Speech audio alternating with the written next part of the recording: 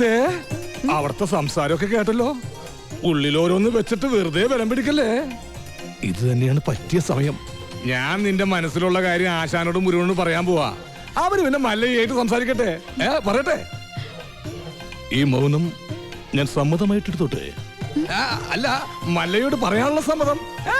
മുല്ലയ്യ, മുത്തയ്യ, മല്ലയ്യ. ഈ പ്രായത്തിൽ ഇനി കല്യാണം? അതിന് ഗൗരിക്ക് അത്ര പ്രായമായിട്ടില്ല. ഞാൻ എന്റെ കാര്യമാണ് പറഞ്ഞത്. ഈമന്റെ കാര്യം നടക്കട്ടെ. എനിക്കിനി അങ്ങനെയുള്ള ആശകൾ ഏനും ഇല്ല. ചുമ്മാ ചാടാണിക്കല്ലേ. ഇപ്പൊ തന്നെ ലേറ്റാ. വേണമെങ്കിൽ ഇപ്പൊ പറയണം. അതെല്ലാം ശരിയാകത്തില്ല. ഓ, അത് ശരി. അപ്പോ വിവാഹം കഴിക്കാൻ പറ്റാത്ത രീതി ശാരീരികമായ എന്തെങ്കിലും കുഴപ്പമുണ്ടോ? വേണ്ടാത്തത് പറഞ്ഞാലുണ്ടല്ലോ ഓടിത്തിനോട് കാത്തേ. പിന്നെന്താ സമ്മതിച്ചാല്? ഞാനത് പറയണോ? ഞാനത് മേളിൽ വെക്കാം. മുരുക വേണ്ട. മക്കള് നന്നായി കാണണമെന്നുള്ളൊരു അച്ഛൻ